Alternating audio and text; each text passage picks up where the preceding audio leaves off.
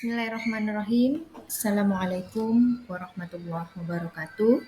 Bertemu lagi dengan saya, Rizky Akmalia. Pada kesempatan kali ini, saya akan membahas tentang bagaimana perencanaan pendidikan.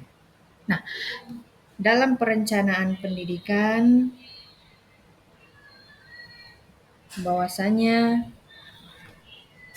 terdiri dari dua kata, yaitu adanya perencanaan dan pendidikan. Secara hakikat, perencanaan adalah salah satu proyeksi tentang sesuatu yang harus dilakukan agar mencapai sasaran dan tujuan yang telah ditetapkan. Nah, dikarenakan hal tersebut dikatakan sebagai suatu proyeksi, maka perencanaan dalam suatu pendidikan memiliki berbagai unsur kegiatan.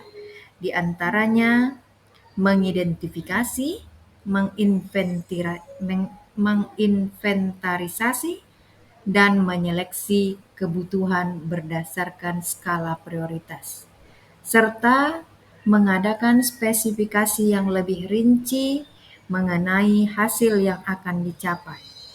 Bagaimana mengidentifikasi persyaratan atau kriteria untuk memenuhi setiap kebutuhan, dan bagaimana mengidentifikasi kemungkinan alternatif, strategi, serta sasaran bagi pelaksanaan dalam perencanaan pendidikan. Nah, perencanaan ini adalah hal yang paling urgen dalam suatu manajemen karena perencanaan adalah hal yang paling utama dan paling mendasar yang pada dasarnya dapat dilaksanakan sesuai arah yang jelas guna mencapai tujuan secara efektif dan efisien. Nah, biasanya perencanaan ini memiliki hubungan dengan penetapan visi, misi, tujuan, sasaran, sampai pada strategi serta alokasi sumber daya pada umumnya. Nah, ada beberapa teori dalam perencanaan pendidikan yang ini merupakan prinsip dalam tahapan pertama dari sebuah proses manajemen pendidikan yang dapat digunakan sebagai pedoman dari nilai proses pelaksanaan yang dilanjutkan dengan pengendalian sampai pada tahap pengawasan dan akhirnya nanti pada tahap evaluasi perencanaan tersebut. Nah, ada 6 teori.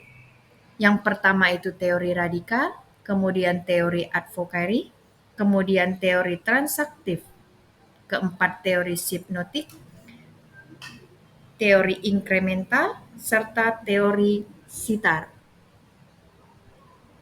Nah, adapun tujuan dan manfaat dari perencanaan pendidikan, bahwa tujuan utama perencanaan pendidikan ini berangkat dari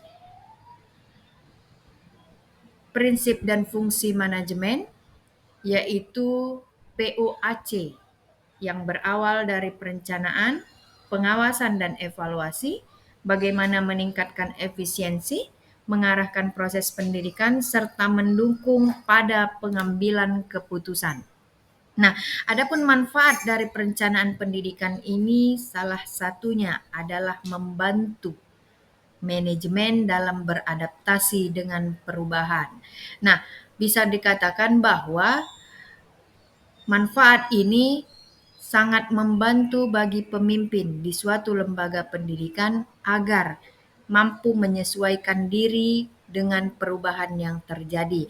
Kemudian manfaat lain yaitu meningkatkan kualitas pendidikan, bahwa kita ketahui suatu pendidikan akan dinilai berkualitas apabila dari tahun ke tahun mengalami peningkatan terhadap kualitas pendidikannya. Kemudian mendorong inovasi, terjadinya pembaharuan yang berbasis inovasi terbaru di suatu lembaga pendidikan. Kemudian yang terakhir manfaatnya yaitu mengarahkan pada ketercapaian tujuan pendidikan nasional.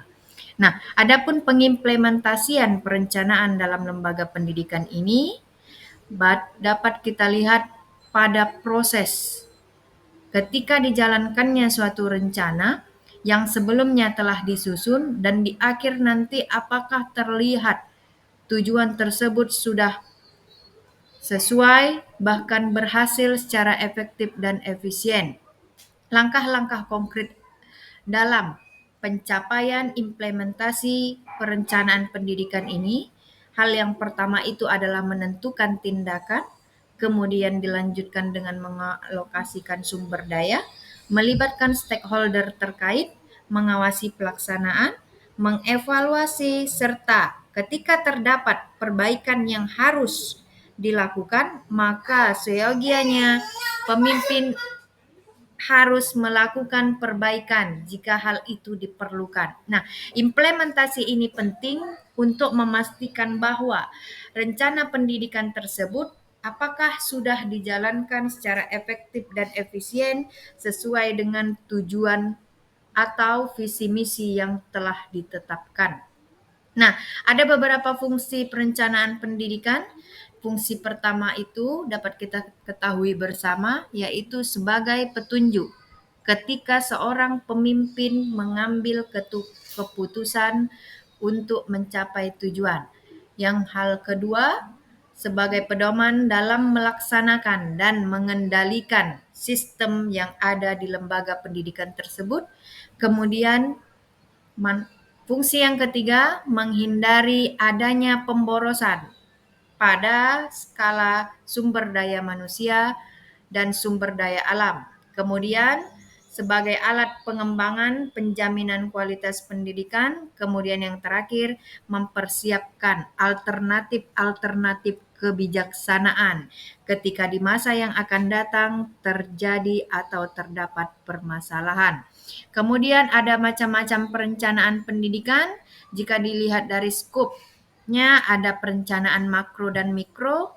Kemudian jika dilihat dari tingkat ada strategi, koordinatif dan operasional. Kemudian ketika dilihat dari aspek dimensi waktu ada perencanaan jangka panjang, menengah dan pendek. Kemudian dalam skup dimensi spasial ada yang namanya perencanaan nasional, regional, dan tata ruang. Kemudian perencanaan dilihat dari dimensi jenis. Adanya perencanaan top-down planning, bottom-up planning, diagonal planning, serta horizontal planning. Terima kasih. Semoga kita bertemu kembali pada video selanjutnya. Salam mahasiswa sukses. Assalamualaikum warahmatullahi wabarakatuh.